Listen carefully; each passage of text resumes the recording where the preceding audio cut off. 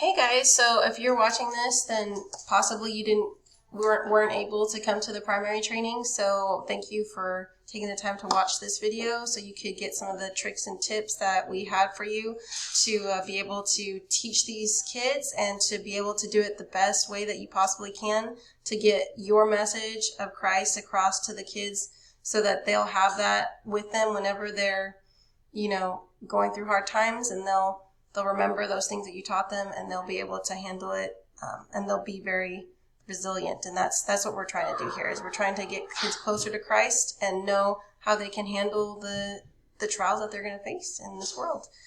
So what we're teaching them is really, really important. So it's important that we know how to handle behaviors and do the best that we can to help them remember what they're learning.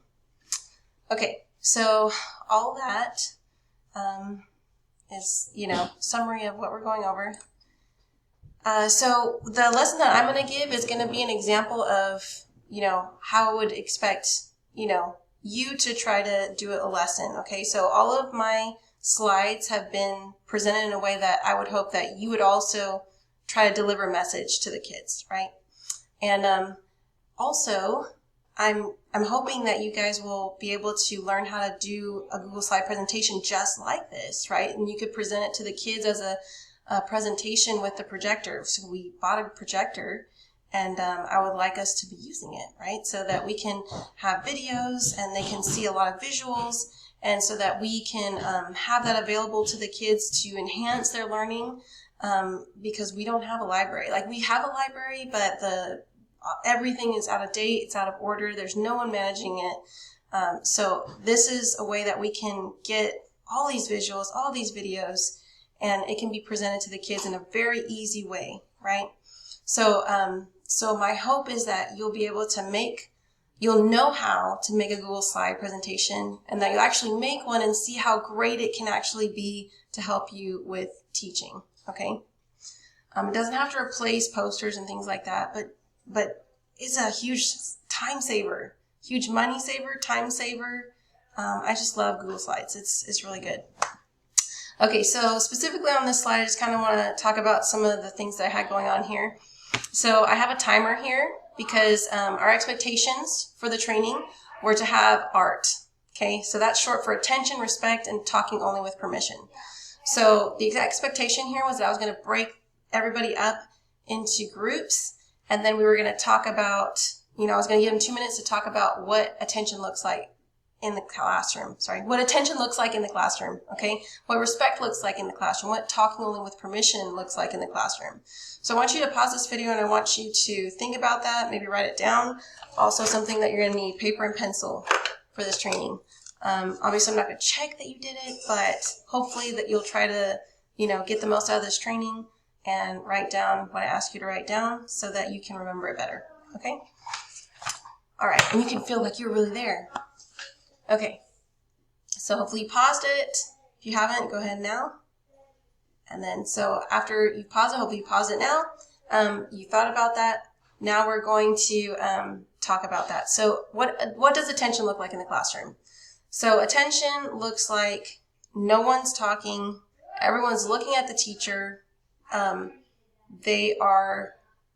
looking at the teacher, they're listening, and they're not, moving or doing anything that's completely distracting themselves or others, right? So they're attentive.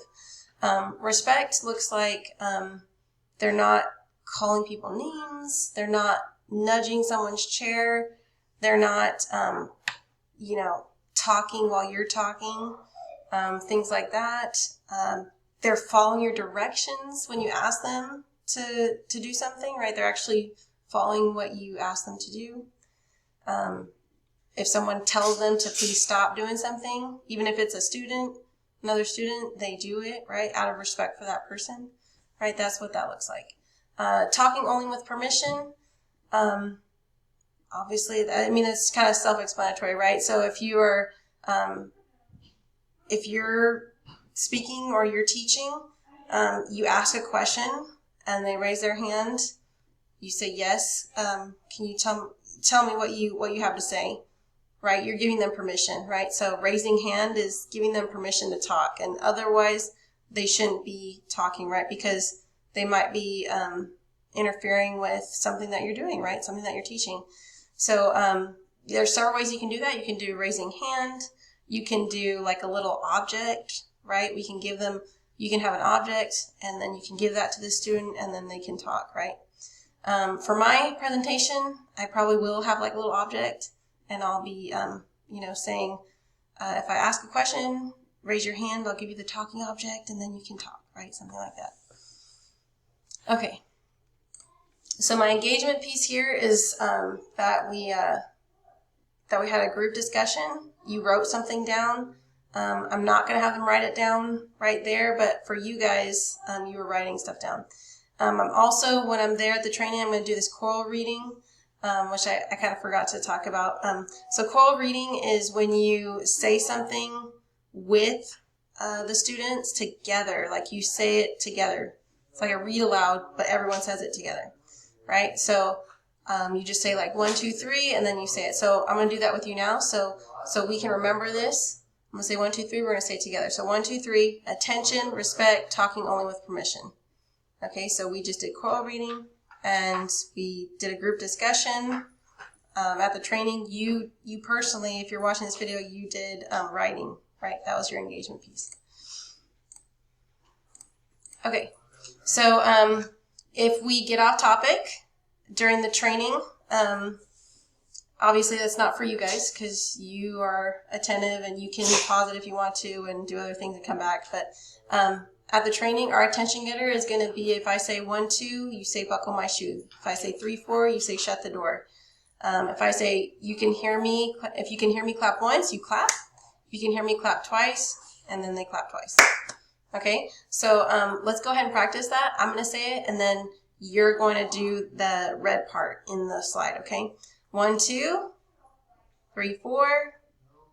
If you can hear me clap once. Oh, sorry, you're supposed to do that. If you can hear me clap once. If you can hear me clap twice. Okay, so hopefully you did that. So that's what that looks like. So if any time your class gets off topic or they're talking too much, you can do that. I would say even do it if they're not doing it maybe once a week, like once during the class, just so that they remember how to do it, right? So you might say, I'm going to do this just to practice, and then you might do it, right? Okay, so our engagement piece on that one is that we role played like we actually practiced it, right?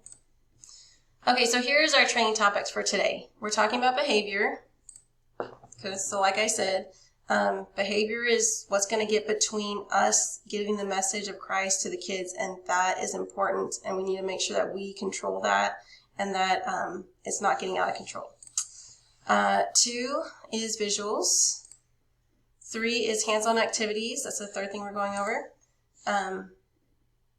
4, we're going over Google Slides, how to make a Google slide presentation.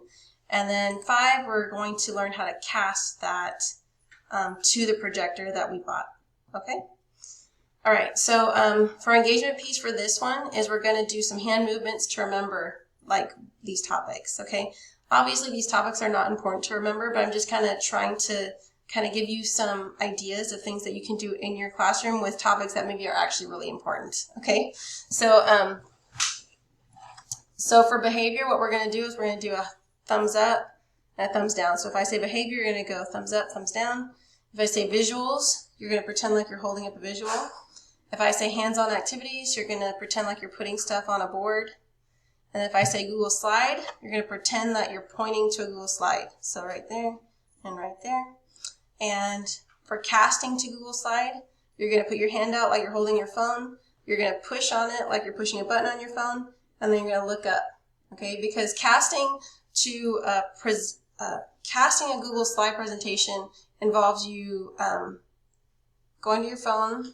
Hopefully you can also use a computer, but using a phone is much easier. So hopefully you would make your presentation at home on the computer because it's a lot easier on the computer to do. And then once you came to church, you would have your phone, you would pull up your Google Slide on your phone and then just cast it by pushing a button, and then it's going to be on the projector, right? And then you can just, go through your slides on your phone. And it would be up on the projector. Okay, so that's what you do. For casting, we're putting our hand out like we have a phone, pushing down, and then looking up. Okay? All right, so behavior. So you're doing this with me. Visuals, hands-on activities, Google slide presentation, and casting to Google Slides. Okay, great. So that's what we're talking about today. Okay, so if you have your paper, I would like you to maybe fold it into like a hot dog, right? Maybe you might need another paper. If you have some space, then you can just use the same paper. But so you're going to break it up into 2 columns. One is going to be needs to be addressed, and then one's going to be does not need to be addressed. And you can label that yourself. And then I have some situations here that you can just number them, right? So you could just, in your head, say this is number 1, number 2, 3, 4, 5, 6, 7, 8. And then on your paper, instead of having to write out the whole sentence, you can just put the number, right? Okay, so pause the video, sort it out. Tell me what behavior you think needs to be addressed and what behavior do you think does not need to be addressed, okay? And when I say this, I'm talking about kids. We're talking about behaviors that need to be addressed and don't need to be addressed with kids that have behaviors have issues with behavior on a regular basis, okay? We're not talking about the kid that just sits there and is attentive all the time. We're talking about the kid that has issues with behavior. These are the kids I'm talking about. What needs to be addressed with these kids and what does not need to be addressed with these kids, okay? All right, so I would start the timer here. See, like on Google Slides, it's so cool because you can put a little timer up there. So I would have put a timer and let them do it. But you go ahead and pause the video and then you sort through it and then you just unpause it and then we can go through it, okay? All right, so hopefully you paused it. So, oh, sorry. And the engagement piece on this one is that we're doing a sorting activity, right? It's an activity. So here's the answers that hopefully you got. Things that need to be addressed, okay? Large movements, or continuously doing these large movements. Hitting a desk, right? Talking with another child in class. Touching another child continuously. Okay, all of these things are affecting other children's learning experience, okay? If they are affecting another child's learning experience, that is not okay, and we have to address that, okay? You can't continue teaching, you have to stop, and you have to address it. Things that don't need to be addressed. Sitting on the floor. If they are quiet sitting on the floor, that is fine. Let them sit on the floor.